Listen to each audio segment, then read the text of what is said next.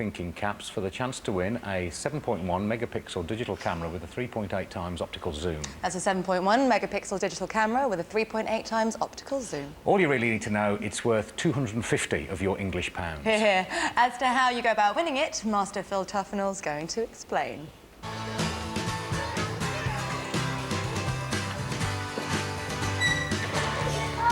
Good morning, Alice. Hola. Good morning, Phil. Good morning, miss. I'm back to school to improve my knowledge. I reckon this lot know a little bit more than me. Anyway, you're going to... What were they talking about? If you think you know the answer, dial 0901 522 1111. That's 0901 522 1111. Calls cost 15p from a BT landline. Calls from mobiles and other networks may vary. The rules are as follows. You must be 16 or over. Lines close at 7:18. Now, don't call after that because your answer won't be included in the competition, but you may still be charged for the call. All the rules are on our website. Our consumer man, Dom Littlewood's with us. His piece on how to get some of your mortgage exit fees back has gone down a storm. Dom, allow yourself a satisfied, even smug smile. Do I get that little ding on You your can have a teeth? ka-ching. Just look smug. With the help of the downloadable sample letter on our website, many of you are smiling satisfied smiles too. Louise Walker from Somerset has got her building society to give her £180 back. She says a TV programme's never saved her so much money. Dom, give us one of those smiles again. Ching! Perfect. Peter Golds from Essex was quoted an exit figure of £290, but after watching the show, he queried it and was told, ever so sorry, it should only have been £55. And Dom won't just save you money, he'll help you make it too. Today, Dom's looking at how wine can be a winner in the investment stakes. You've come into a bit of dosh and you feel like investing it. Well, you've got loads of options. Savings plans, ISAs, premium bonds. Pensions. So what's the first step here then? You don't just go heading off down the supermarket tonight and buy 12 bottles of expensive-looking wine and hope to retire on the proceeds in 20 years' time. No, well, for starters, if you bought it from a supermarket, chances are it's not an investment already because you're paying a retail price for it. The key here really is do your homework. Now, there's lots of publications out there in most of the newsagents, some of the bigger broadsheets. They have wine experts who recommend wine.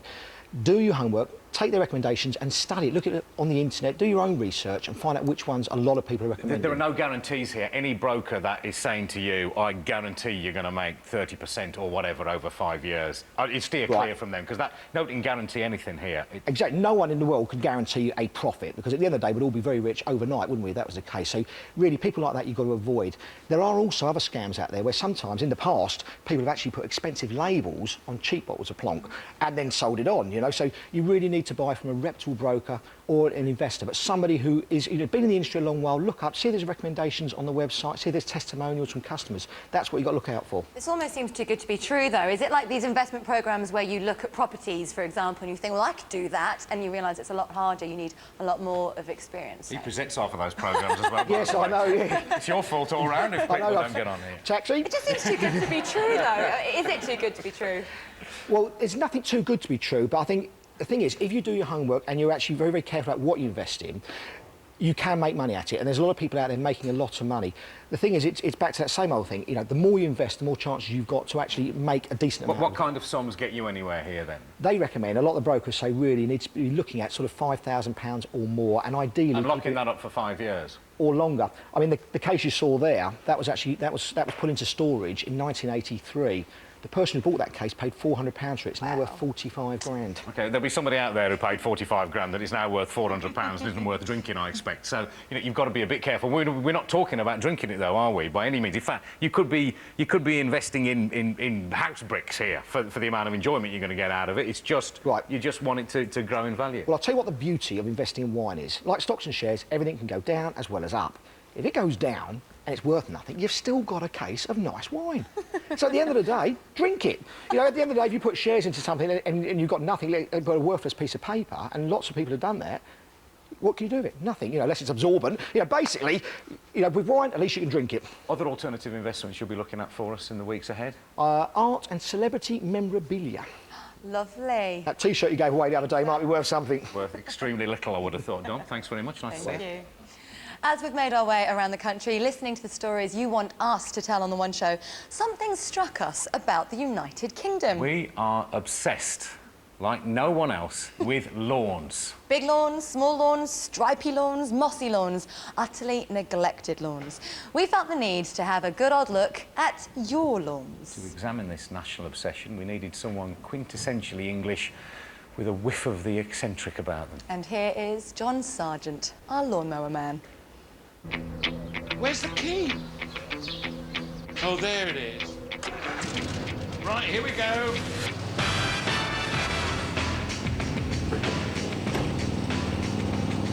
This is the Harley-Davidson of lawnmowers. 22 horsepower, maximum speed, 8 miles an hour, 0 to 8. Well, to be honest, about 10 minutes if I include the time I've spent looking for the key. But on these wheels of fury, I'm going to be going across Britain trying to find out why we're so passionate about lawns. The journey of 1,000 mows begins with a single step, and I'm off to Wigan to see some of the best-kept grass in the country. Bill Seddon is the kind of man who's got 2 identical mowers, just in case one breaks down. And while his wife takes care of the flowers, he cuts the grass almost every day. Hello. Hello. Well, these are fantastic lawns, aren't they? Well, I like them. You do, And no? I think a lot of other people do as well.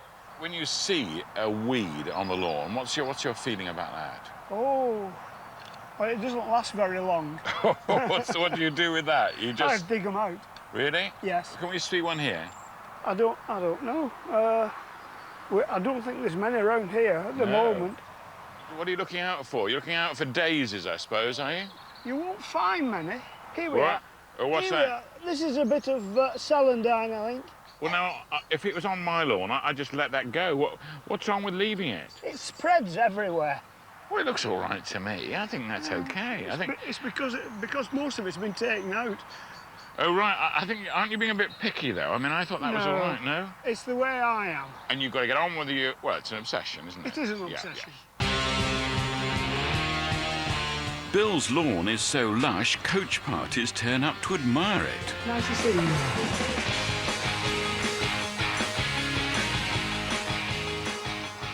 Hello, Barbara. Oh, hello. Wow. What about Bill then?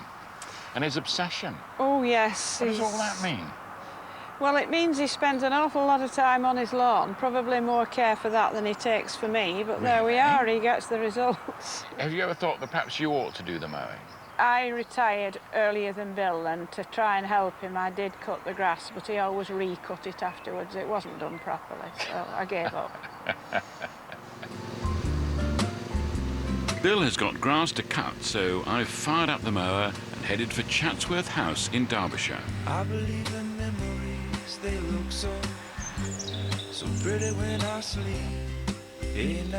I've come to lawn heaven. This whole fantastic setting was created more than 200 years ago by the great landscape gardener, Capability Brown.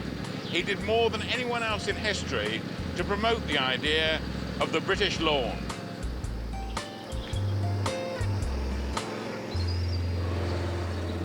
Now, this is a very special lawn we're seeing here, aren't we? This is the work originally of Capability Brown. That's correct, yes. But how much do you mess around with this lawn? How much do you just let it Not be what a it's gonna lot. be? We just let it do its own thing. So no weed killer? We just let the weeds grow or the plants grow. We have mosses, heathers, daisies, everything growing in this lawn. So when you see someone with a pair of scissors cutting their lawns and getting it perfect, you think they're mad? Well, I do, yes. Now, I'd like to ask you a favour. What I'd really like to do is to use this mower on this lawn. I want to mow one of the great lawns of England. Well, you're very welcome to. Give it a go. Oh, yes. Can I really? You can indeed, yes. That's really You're great. very welcome to have a go. Okay. All right, this is an ambition.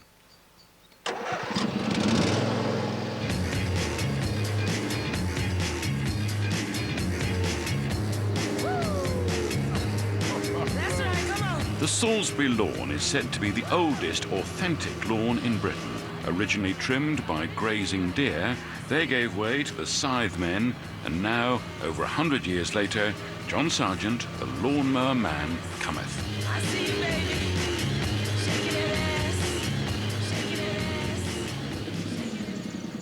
Well, that's wonderful, isn't it? It's an amazing way to look at a lawn, isn't it? This is perfection, but not your manicured, special perfection.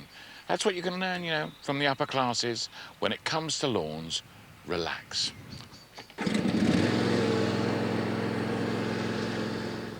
Our lawnmower man will earn his stripes striping some of the nation's best lawns over the next few weeks. But we want you to show us your worst, the very worst lawns. If you can't get your loved one off his or her rear end to get out and mow the thing, here's your chance to name and shame them. Do let us know. We want to see some really rubbish lawns from you. Send us the pictures. Weeds the lot.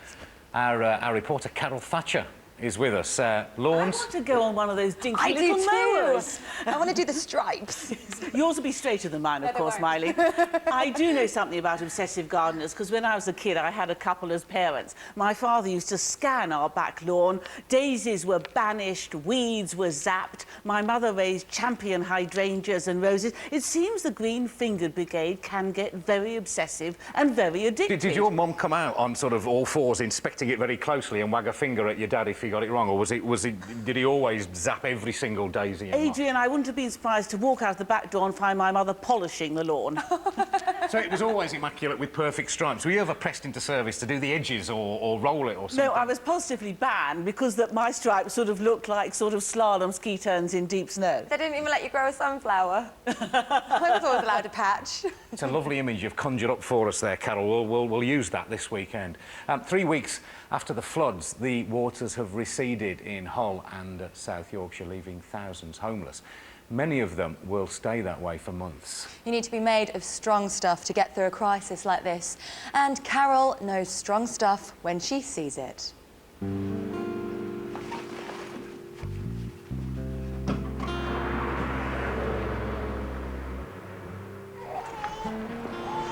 Katrina, hi. Hi. I'm Carol. Hi, Hello. nice to meet and you. who are you? Stevie Lee. You're 4 months? Yeah, 4.5 months. What did you lose? Everything downstairs. Everything. Carpets, nets, curtains, washer, dishwasher, ironing board. That's what I'm more bothered about, my ironing board. Did you have flood insurance? No. Why not? Because I'm silly. Because I just didn't think it were ever going to happen to me. This used to be my kitchen and dining room. Used to be is the right, yes. There is an awful flood pond in here. And now, where did the water come in? Yeah, you can see it come to about here. That's how high it went. Well, this was your downstairs loo. It was, yes. This was my toilet. Nice and clean, as you can see. This is a massive renovation project, isn't it? Yeah. And what was this was your sitting room, was it? This was my living room. What used to be. It was nice once upon a time. It seems like ages ago we sat in here as a family, watched telly. And there are a lot of people, your neighbours, friends, your mum, all in the same situation. We're all in the same situation and we're all sticking together. It's just no home. No, not at all. And possibly not for 18 months. No, 18 months, a long time, isn't it? I never thought I'd see anything like this.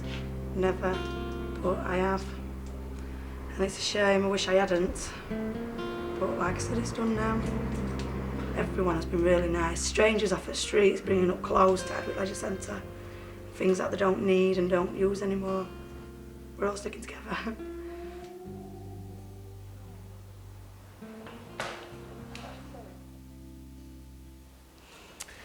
We should tell you that the phone lines have now closed for the competition at 7:18. They close promptly, so just to let you know.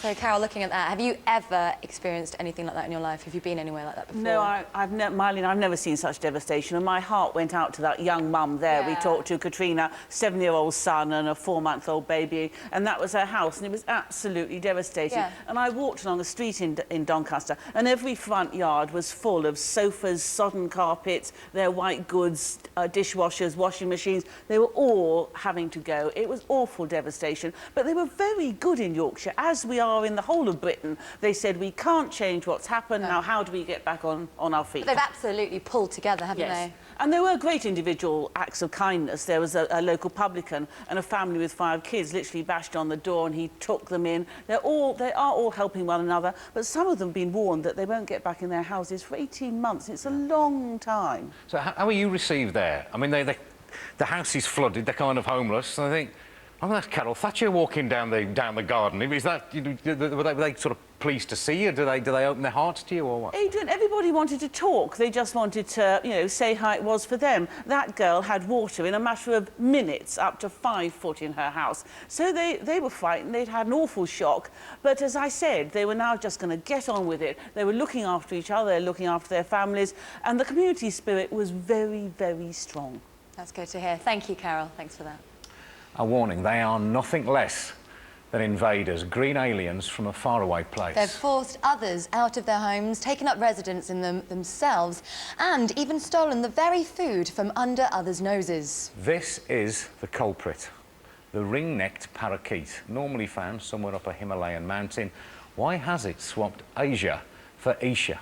Our birdman David Lindo has been figuring out how they got here and if they're heading your way. It's just gone 7, and I'm waiting for what I know will be an amazing, noisy wildlife spectacle. And here it comes. Incredible. It is absolutely amazing.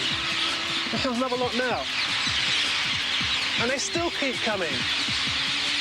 Every evening, over 7,000 rose-winged parakeets roost in these trees. But we're not in the tropics. We're not in India. This is Surrey. Esher Rugby Club, to be precise. And these colourful and very sociable birds are absolutely thriving here. It's estimated that there's around 30,000 parakeets living wild in the UK, and experts believe that this will rise to 50,000 by the end of the decade. The vast majority of them are here in Surrey, and I've come to Bushy Park to find out more. I've been passionate about birds and wildlife since I was about this small. And despite living in London, I go bird watching every single day. I never switch off. But one thing I must admit to you is, I haven't really been paying much attention to the parakeets until now. There seems to be a parakeet in almost every tree, and they've been breeding here successfully since the 60s. How did these small parrots come to be here in the first place? Well, there are many stories, or should I say myths, concerning this one.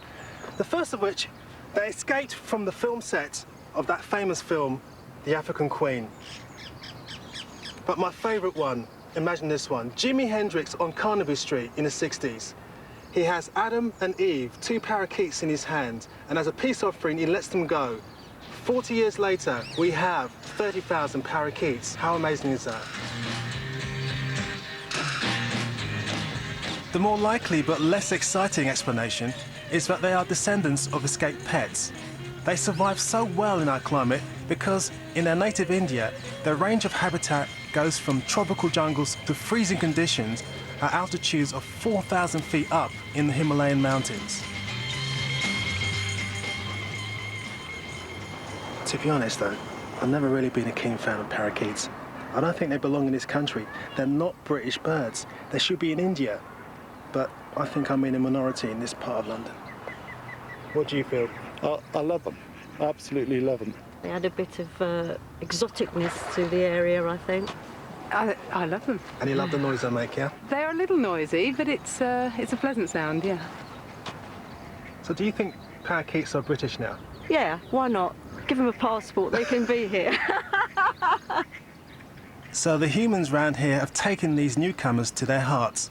But what about the local bird population? These newcomers need nesting sites. They need to find food.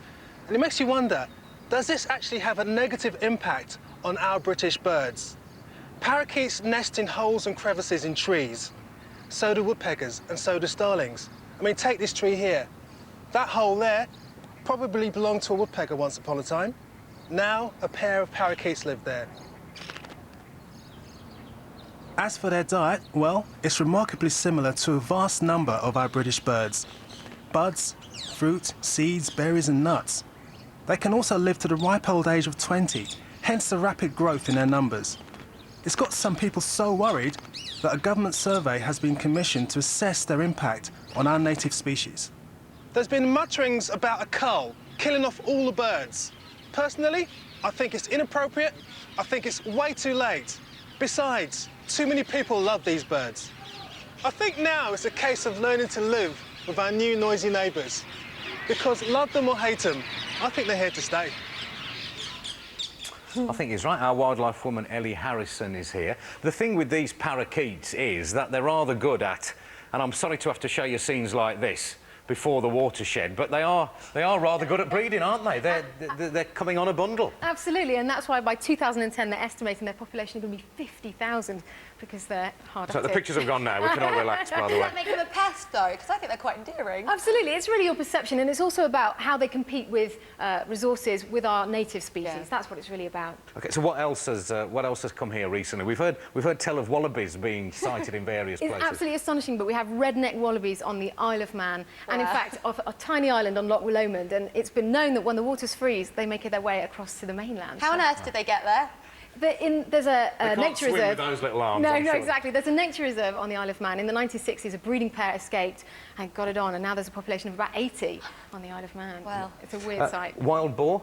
Wild boar, they're about 6 or 7 counties across the south of England. They escaped in the 1980s from a wild boar farm, and now they're marauding their way across the south of I mean, you wouldn't want to meet one on a dark night, No, would you? they're quite aggressive, actually. You need to be quite wary. You wouldn't see that many, but they are there. And crayfish are quite prevalent, I hear. Crayfish are quite a big problem. The American great cranefish is competing really directly with the British great Who's winning? crayfish. The American Why? crayfish. They are cannibalistic. Better funded, probably. aren't they? Possibly. They're cannibalistic. They're also competing for food, for territory, and for females. And they can walk on land as well, can't they? So they can get from lake to lake, which our Absolutely. pitifully inadequate crayfish can't. Absolutely, yeah. So they're quite prolific. They're an alien species too.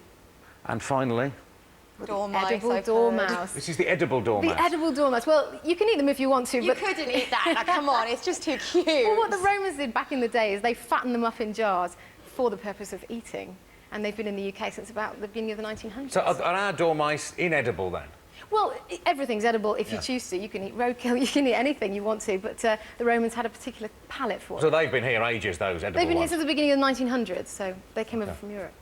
Fantastic. Thank you. If you've seen any of that lot or any other weird wildlife near you, we want to show the rest of the country your pictures. Do let us know. Time to give you the answer to tonight's competition. David Phillip in Scotland says, I write to query the statement that your competition prize camera is worth 250 of your English pounds. Good grief, bring the team into the new millennium. The Magna Carta has been and gone. David, I've got a Scottish editor who's been chewing my ear off for the last 25 minutes, so consider myself rollicked, you might. Anyway, what sporting event were these kids on about?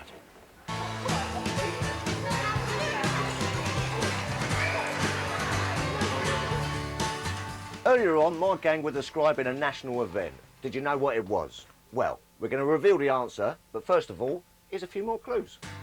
If you fall out, that means you're out. People wear bright colours and they run and they jump. Giddy up, giddy up, giddy up. One falls on the fence and other ones trip over the other one. And like this. There is one horse named Red Rum and he's the 3 times winner. I'm still baffled, but these know-it-alls have got it. Did you get it right? You'll find the winner of that digital camera on our website later, and we'll announce it on Monday's show. Finally, the winner of the Ghastly Pink T-shirt competition. It's Andrew Willits from Nottingham. After I announced yesterday that the first person who emailed could have it, literally, hardly anyone bothered. So, Andrew, my friend, it's all yours. And another one about the offending shirt. I would like to see Adrian dressed in more short-sleeve garments in the future. He should certainly not be afraid to show off his impressive guns. I look forward to seeing them again soon. And that's from George in Suffolk. George, thank you. I really appreciate that. He does. See you Monday at 7. Bye, George.